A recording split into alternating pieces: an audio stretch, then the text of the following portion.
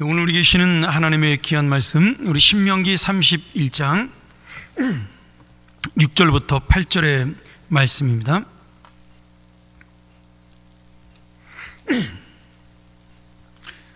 우리 짧은 구절인데 다 같이 한번 오늘 주일 하나님의 은혜를 기대하면서 함께 봉독하도록 하겠습니다. 신명기 31장 6절에서 8절 말씀 같이 읽겠습니다. 너희는 강하고 담대하라. 두려워하지 말라. 그들 앞에서 떨지 말라.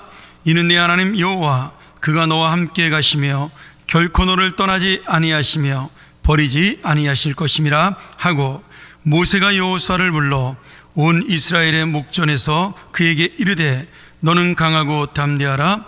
너는 이 백성을 거느리고 여호와께서 그들의 조상에게 주리라고 맹세하신 땅에 들어가서 그들에게 그 땅을 차지하게 하라. 그리하면 여호와 그가 내 앞에서 가시며 너와 함께 하사 너를 떠나지 아니하시며 버리지 아니하시리니 너는 두려워하지 말라. 놀라지 말라. 아멘. 오늘 이 신명기 31장 이 말씀은 이제 모세가 하나님 앞에서 또 이스라엘 백성들 앞에서 자신의 은퇴를 선언하고 모세가 그 뒤를 이어 지도자가 될 것을 백성들에게 전하는 그런 귀한 말씀입니다. 이 말씀이 우리에게 중요한 것은 지금 40년 동안 이스라엘 백성을 다스렸던 모세 그 시대에서 이제 여호수아의 시대로 역사의 전환점이 이루어지는 그런 놀라운 내용이 있는 것이죠. 그런데 오늘 주님께서 말씀하시는 이 모세와 여호수아의 세대교체의 가장 중요한 것은 사람이 바뀌었다는 데 있는 것이 아닙니다. 여기서 말씀하는 가장 중요한 것은 사람이 모세에서 여호수아로 바뀐 것이 아니라 가장 우리에게 힘이 되고 능력이 되는 것은 하나님은 여전히 우리와 함께 계시다라는 거죠. 지금 누가 지도자가 되느냐, 누가 인도를 하느냐, 그것이 중요한 것이 아니라 하나님은 여전히 이스라엘 백성과 함께 있고 하나님은 여전히 지금 그 이스라엘 백성을 다스리는 누가 리더가 되든 간에 그와 함께해서 그를 지켜주고 그의 앞에서 인도할 것이라는 그런 약속의 말씀이 중요한 것입니다. 그렇기 때문에 오늘 여러분 우리가 이 말씀을 바라보면서 사람이기 때문에 내가 눈앞에 있는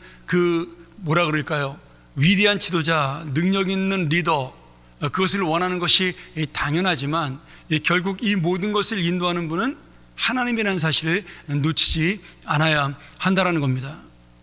이스라엘에 보면 그 세대교체라는 장면들이 몇 번 나옵니다. 예를 들어서 오늘 모세와 여호수아가 이 세대교체가 되는 장면이 굉장히 중요한 내용이고요. 또 다윗 왕과 솔로몬이 그 왕권이 바뀌는 과정에 있어서의 그 여러 가지 준비하는 모습이 또 세대교체의 중요성을 보여주는 것이죠.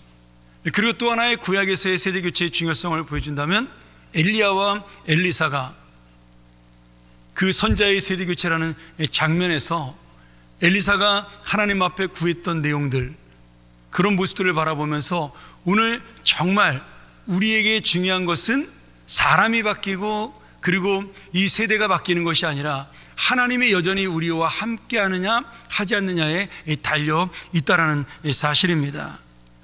오늘 지금까지 이스라엘 백성 앞에 가장 앞장서서 인도했던 분은 모세가 아니라는 사실이죠. 하나님 자신이 모세를 인도하고 하나님 당신 스스로가 이 이스라엘 백성을 이끌고 40년을 오신 것입니다.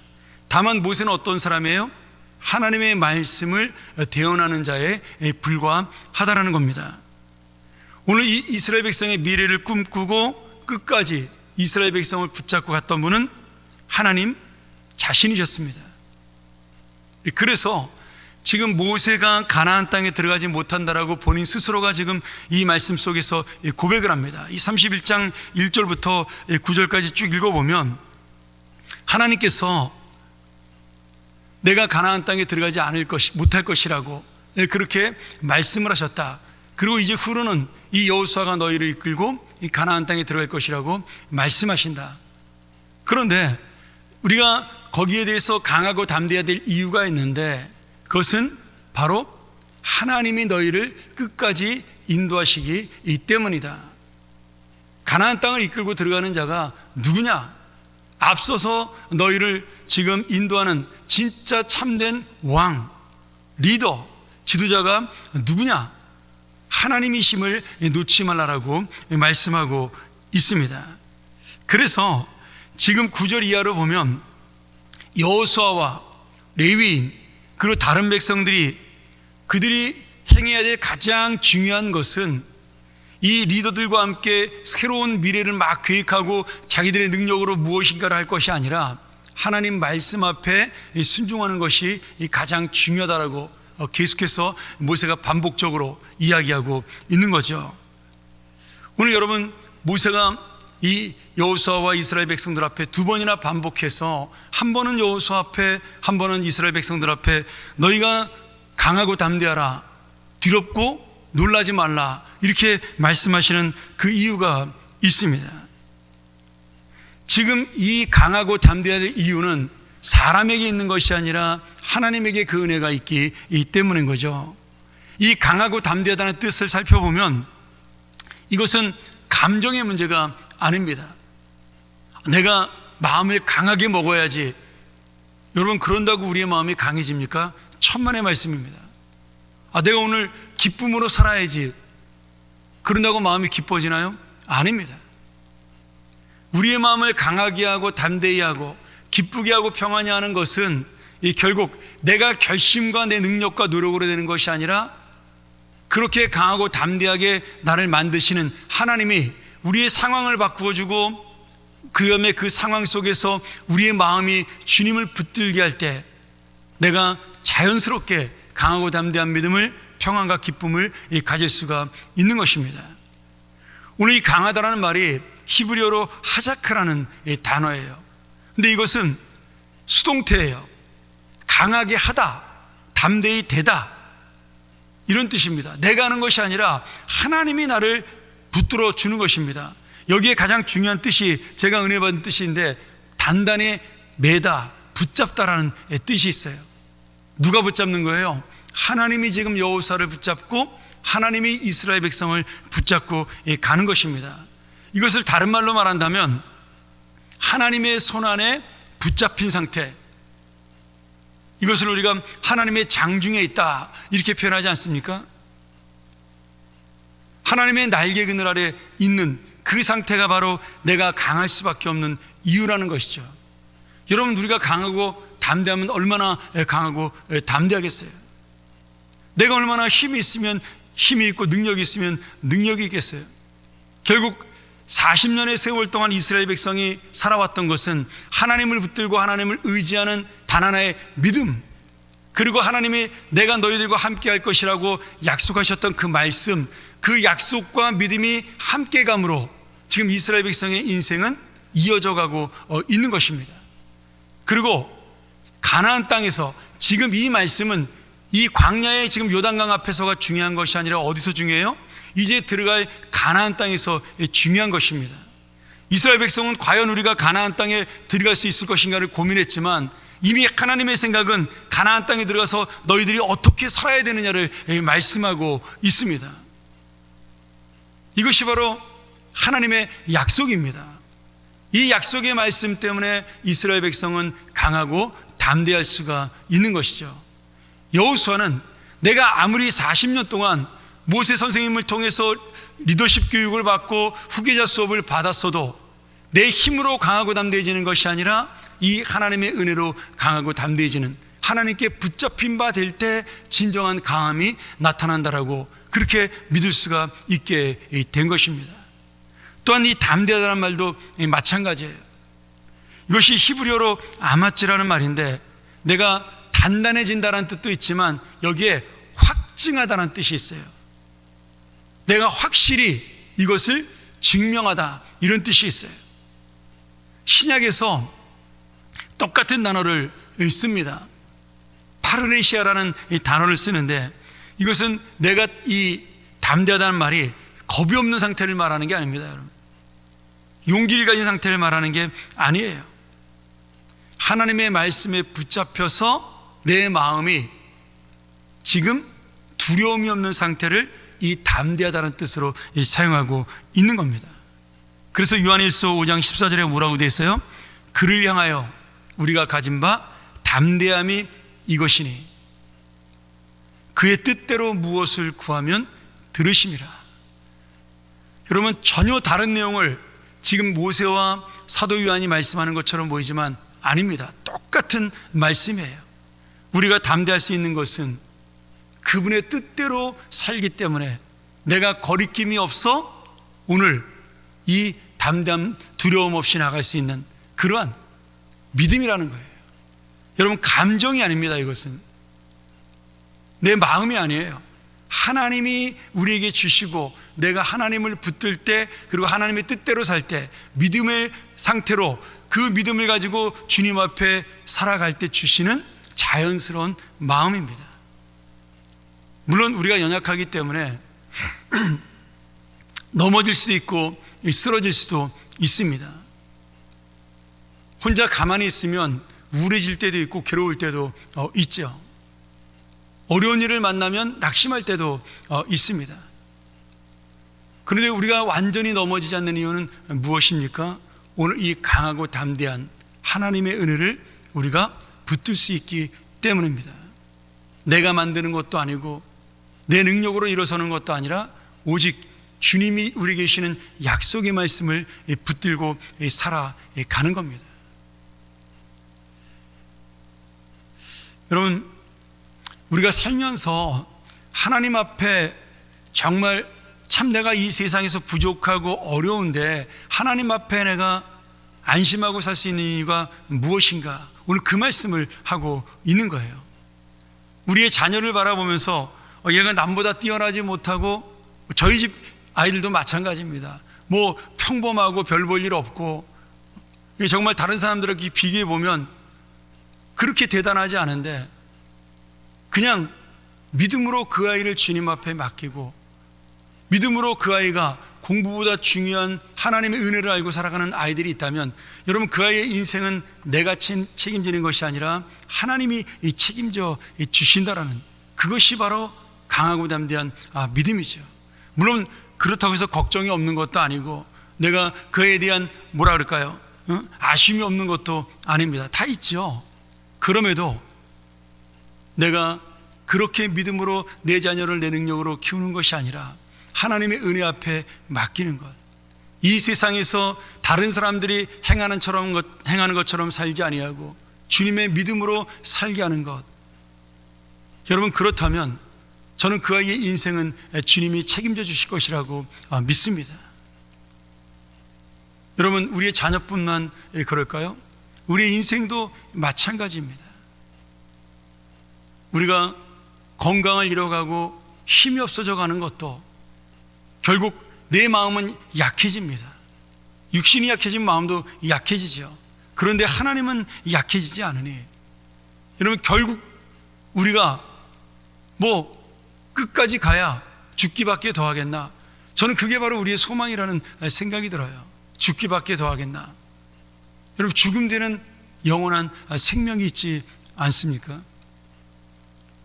제가 주일 설교를 준비하면서 내일 이제 요한복음 12장 마지막을 제가 하려고 그러는데, 끝까지 주님이 영원한 생명에 대한 말씀을 놓지 않으십니다. 예수님이 지금 십자가를 앞에 두고 있는데, 죽음을 앞에 두고 있는데 본인은 계속 영원한 생명을 말씀하셔요. 저는 그래서 그 말씀을 읽다가 예수님도 이 죽음에 대한 두려움이 있지 않았을까? 예수님도 십자가에 대한 고통에 대한 그 죽음에 대한 그 염려가 있지 않았을까? 그런 생각을 해봤습니다. 그래서 더더욱 하나님을 붙들어야 된다는 믿음을 스스로 거기에서 끝까지 붙잡기 위해 강조하신 것이 아닌가, 그런 생각도 해봤어요. 이거는 뭐 신학적인 해석이 아니라 예수 그리스도를 우리와 같은 동일한 사람으로 봤을 때 할 수 있는 생각이죠.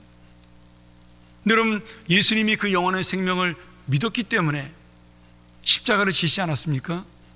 우리의 인생도 결국 그 방법밖에는 없다라는 거예요. 두렵고 떨리고 여호수아처럼 지금 마음도 약해지고, 백성들은 우리의 미래가 어떻게 될 것인가 고민도 하고 걱정되지만 그것은 다 쓸데없는 염려의 걱정이라는 거죠. 해결할 수 없는. 그렇잖아요. 지금 여호수아가 마음이 약해져서 염려한다고 이스라엘 백성이 가나안 땅을 잘 들어갈 수 있나요? 이스라엘 백성이 리더가 바뀌었다고 해서 우리가 걱정한다고 지금 자기들이 가나안 땅에 들어갈 수 있나요? 아닙니다. 결국은 하나님이 하시는 일이라는 사실이죠. 하나님이 이끄시는 그 리더십, 그것이 바로 이들을 살리고 죽이는 문제라는 거예요. 오늘 여러분, 우리가 다시 한번 이 말씀을 기억하면서 하나님의 변하지 않는 약속이 결국은 강하고 담대한 삶으로 가는 그러한 놀라운 은혜입니다. 우리나라를 위해서 기도하면서 제가 그 생각을 했어요. 어느 국회의원을 뽑고 나라의 정책을 바꾸고, 지금 굉장히 복잡하지 않습니까? 선거 끝나고. 저는 그걸 보면서 어떻게 보면 좀 우습다라는 생각이 들었습니다. 지금까지 그렇게 되지 않아서 나라가 혼란하지 않고 잘 살았나요? 천만의 말씀이에요. 지금 이 사람들에게 부족한 것은요, 내 힘으로 할 수 없다, 내 능력으로 안 된다라는 내려놓음이 없는 겁니다. 여전히 국회의원 숫자가 많으면 우리 마음대로 될 수 있고, 내가 좋은 사람을 뽑으면 이 땅이 잘 변할 것이라는 그 착각이 결국은 우리나라를 어떻게 보면 더 악하게 만드는 것이고 결국에는 망하게 만들 수 있는 그런 결론입니다. 여러분, 그게 이스라엘이 갔던 결론이에요. 내가 강대국을 의지하면 살아날 수 있고, 내가 이 사람을 믿고 살면 이 나라는 괜찮을 것 같고, 결국 그러다가 망한 것이 이스라엘입니다. 그래서 우리에게 가장 중요한 것은 바로 기도하는 우리의 믿음입니다. 하나님 앞에 더 의지하고 더 붙들고, 내가 저 사람이 아닌 정말 하나님이 이 땅의 진정한 통치와 리더라는 사실을 믿고 그분 앞에 엎드리는 것, 그 의인 10명 때문에 이 나라는 살아가는 겁니다. 오늘 여러분, 이 나라가 소돔과 고모라보다 나은 나라일까요? 천만의 말씀이에요. 온통 먹고 사는 문제, 잘 사는 문제에 집중되어 있잖아요. 예수님께서 이렇게 말씀하시지 않았습니까? 노아의 때 시집가고 장가가다가 그것이 죄가 아니라 그 인간의 육체적인 욕망에 매여 살다가 결국은 홍수를 만났다라고. 소돔과 고모라 시대에 그들이 장사하고 물건을 팔다가, 장사하는 것이 나쁘다는 것이 아니죠. 그것 때문에 내 잘 살고 육체적인 욕망, 잘 먹고 잘 살겠다는 그 모든 생각에 집중된 것이 소돔과 고모라의 죄라는 것이에요. 오늘 우리는 다른 시대에 살고 있는 것이 아니라 똑같은 시대에 살고 있지 않습니까? 결국 그래서 그 노아 시대에 유일하게 살았던 노아의 가족, 그리고 이 소돔과 고모라의 결국은 멸망시킬 수밖에 없었던 의인 10명이 없었던 안타까움, 그것이 우리 믿음이 있어 우리가 바로 의인 10명이 될 때 이 나라는 소망이 있는 것입니다. 우리 교회도 마찬가지예요. 우리 교회가 몇백 명이 예배를 드리고, 여러분, 하나도 중요하지 않습니다. 정말 이 교회가 하나님의 약속을 가지고 하나님의 말씀을 붙잡고 하나님의 뜻대로 살아간 의인 10명이 이 교회의 리더가 되느냐, 이 교회를 언제든지 주님의 뜻대로 바꿀 수 있는 은혜가 있느냐, 그것이 바로 이 교회를 살리는 능력입니다. 오늘 여러분, 다시 한번 이 말씀 기억하면서 하나님께서 하시고자 하는 말씀은 모세를 이야기하는 것이 아니라, 여호수아를 이야기하는 것이 아니라, 오늘 내가 너희와 함께 갈 것이라는 거예요. 너희가 나의 뜻대로 내 말씀을 지키고, 그리고 나의 백성이 되어 내 언약을 믿고 따라온다면 나는 너희를 절대로 버리지 않는다는 그 약속의 말씀이 오늘 신명기 31장의 주제입니다. 모세가 그 말씀을 하고 싶었던 거예요. 나는 떠나나 하나님은 너희와 함께 있다. 너희의 세대는 변하나 하나님은 여전히 함께 있을 것이다. 너희가 주님의 말씀 앞에 붙들며 사는 한 하나님은 결코 너희를 떠나지 않을 것이다. 지금 오늘 이 약속이 우리의 약속이 되고 이 나라와 이 민족에 대한 약속이 되고 우리 교회와 여러분의 가정에 대한 약속이 되기를 간절히 축원합니다. 우리 함께 이 시간 이 말씀 의지하면서 기도하며 나가기를 원합니다.